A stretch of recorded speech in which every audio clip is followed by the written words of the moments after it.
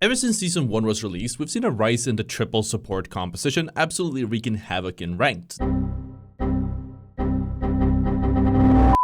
This composition usually consists of a Cloak and Dagger, Luna, Invisible Woman, or Loki, with some of these being swapped out depending on bans and individual players. The composition either has 2 tanks and 1 duelist, or 2 duelists and 1 tank. This composition is absolutely painful to play against, and when there are 2 teams using the composition at the same time, teamfights can easily stall out for several minutes. The insane amount of sustain is followed by several ultimates, turning everyone unkillable, and once everyone has their ultimates, both teams will spend the next few minutes rotating theirs until one of the teams eventually come out on top. And in a mirror matchup, it really just boils down to whoever uses their ultimates first ends up losing.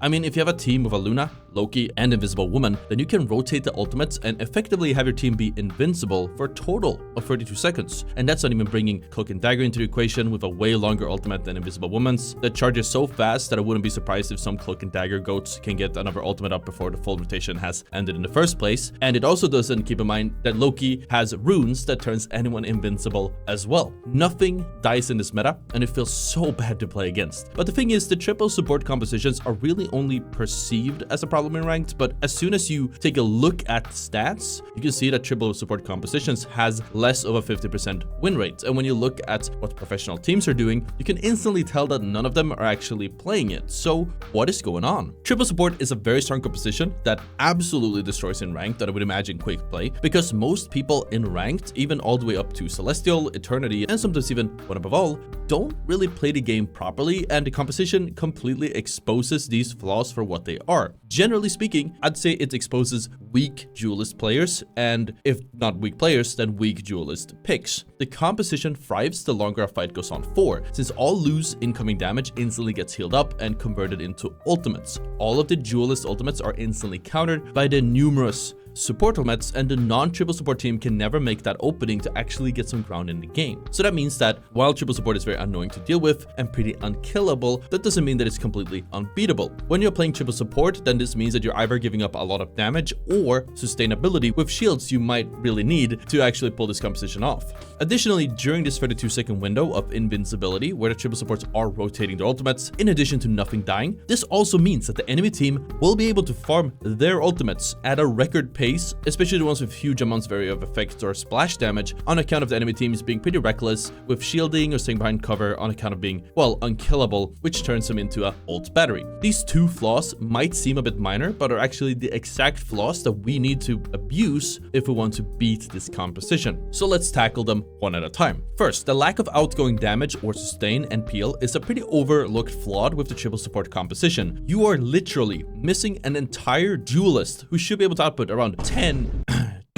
let's not talk about that. I am a man.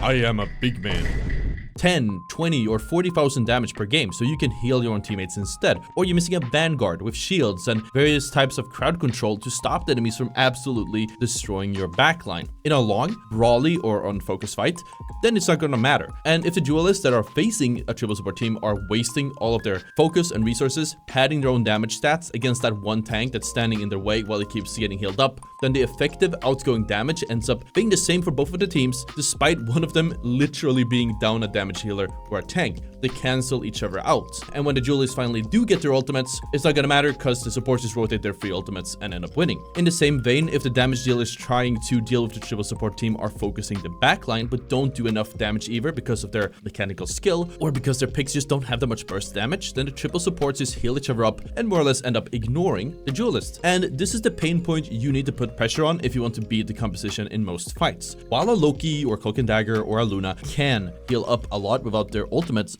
that doesn't mean that they or their targets are invincible. And if you hit them hard enough, they will die immediately. And anyways, I've been blue balling and teasing you guys for long enough with this composition. I just really want to set it up. The solution is dive. One of the solutions is just diving them, either with 1 dive hero or preferably 2 or 3 with 1 dive tank and 2 dive duelists. If something like a Venom dives into the backline and knocks up the enemies, which is then immediately followed up by something like a Psylocke dash and additional damage, or a magic, or I don't know, a Black Panther or Star-Lord, then the focus fire should lead to enough burst damage to completely destroy the priority target. targets. Hell, I've even seen a 1 above all stack run Venom and Spider-Man, and I forgot the third one, and roll over the triple supports like they were smurfing in bronze. The triple support team will have a very hard time dealing with the dive composition due to the lack of outgoing damage or the lack of crowd control from the lack of vanguards, so they just kind of fall over. The only problem with dive is that it is really hard to pull off in solo queue. It requires a lot of focus, and it is admittedly a lot harder to pull off than triple support, but I've seen when it works, and it's almost depressing how well it does. Another issue with these dive comps is that most of these dive heroes' ultimates will be completely useless against the triple supports, which means that eventually playing dive turns into either securing a pick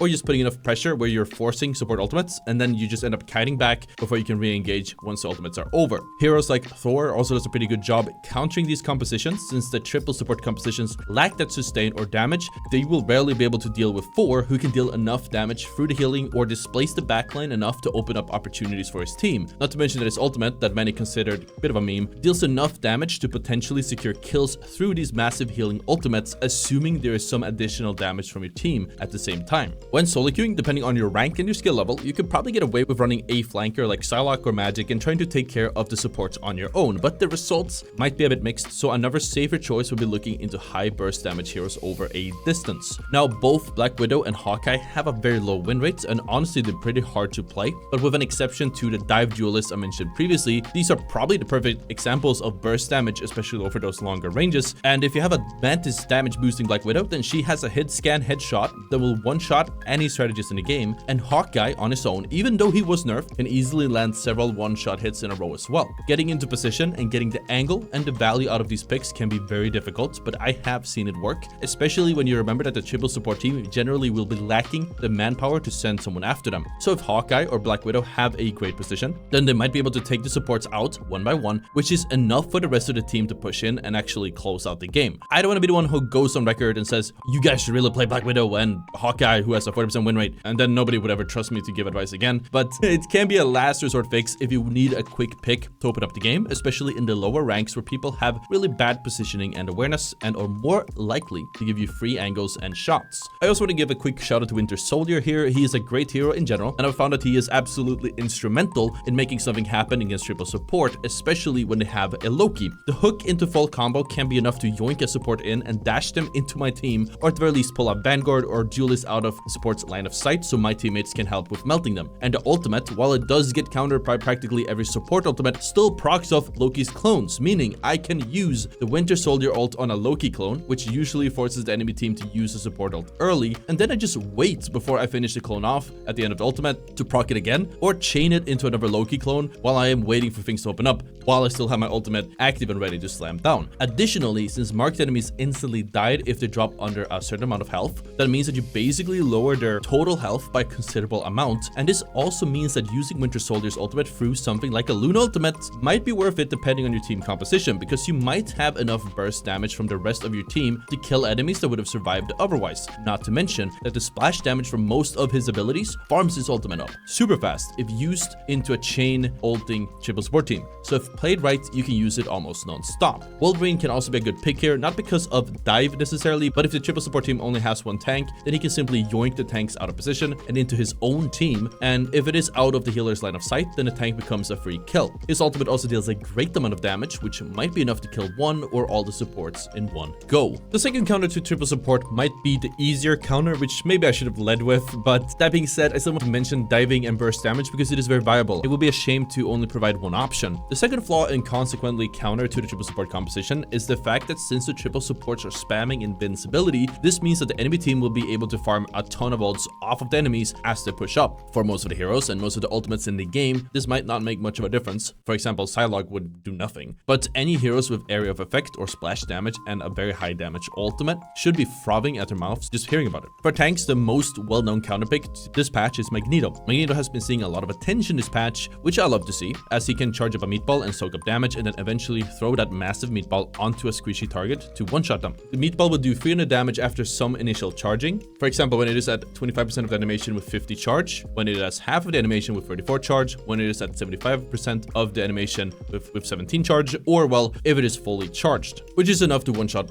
basically all squishies, which is something I've covered on this channel before in several guides by now. It makes it pretty easy to snipe an ulting Cloak and Dagger if you use your ultimate as soon as they do, as they keep stopping 4 times during the ultimate, but you can also use it to snipe any other supports, including Invisible Woman, which cancels her ultimate completely. If your team helps you out by chipping away bonus health, or if you somehow hit almost 100 charge with a full animation, then you can also one-shot Mantis and Luna if they are mid-ultimate. It helps that he can deal a lot of damage and charge up his ultimate pretty fast, especially if the enemies are being sustained by triple support. But Magneto isn't the only counter against the ultimate chain. Any heroes with huge chunks of burst damage, especially with one-shots, either with their ultimates or if you have like a Black Widow, can be enough to destroy all of the supports and sometimes entire teams. For example, another common counter on the duelist side would be Moon Knight. Not only can Moon Knight charge his ultimate up at an alarming pace when played the right way. I've had a Moon Knight that came out of spawn and he must have had his ultimate in like 20 seconds.